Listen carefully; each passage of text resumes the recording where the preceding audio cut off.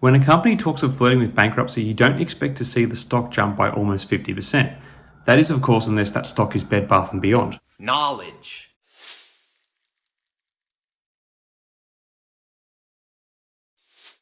Hey everyone, I hope you're all doing really well. So we now have a spate of important news to sift through around Bed Bath & Beyond stock, ticker symbol BBBY, which follows on from the bankruptcy rumours we discussed in a video very recently.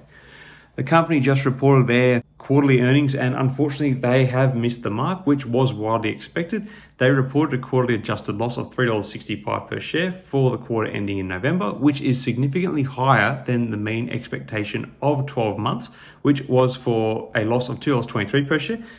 To make matters worse, revenue fell 33% to $1.26 billion from a year ago, which was lower than analyst expectations of $1.34 billion. So we're seeing some severe underperformance here. Sticking with the analysts, it's no surprise that shares of the company have fallen by 35.5% this quarter, and that Wall Street's median 12-month price target for Bed Bath & Beyond is just $2. The current average analyst ratings on the share is to sell, and the breakdown of recommendations is no strong buys or buy signals. There are 3 with hold signals, and there are 10 saying to either sell or a strong sell. So it doesn't look great. But it's not all bad news to everyone, it seems, as some retail investors are speculating that Bed Bath & Beyond could be a potential acquisition target. And this seems to be what was behind the mammoth rally in the stock today.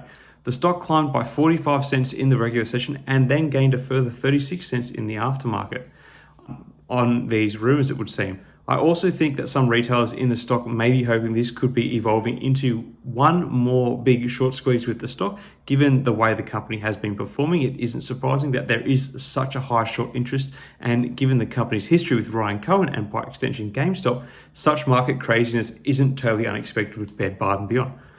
Personally, I haven't heard anything concrete on the front of a takeover, so I wouldn't be seeing this as a sure thing. I heard some rumors of a white knight return of Ryan Cohen being speculated by some on Reddit, but I really think at this stage the rumors are a bit of hot air. So I personally am not going to be looking to jump into this play anytime soon, and I won't be surprised if we see some serious correcting action in the stock price once this speculation starts to cool. Anyway, with the company announcing cost reductions of about $80 million to $100 million across its corporate business, including headcount and overhead expenses, it's possible that they are positioning themselves to be more attractive to a potential buyer, which is perhaps feeding quite a bit of the speculation around the stock. Anyway, on another note, Bed Bath & Beyond announced that they will be laying off more employees in an attempt to reduce costs. This comes a week after they announced they were exploring options including bankruptcy. Last year, the company executives had said that the home goods retailer was cutting about 20% of its corporate and supply chain workforce, and now they are continuing that trend by right-sizing the organization to ensure they are equipped for the future. If there is a future, that is.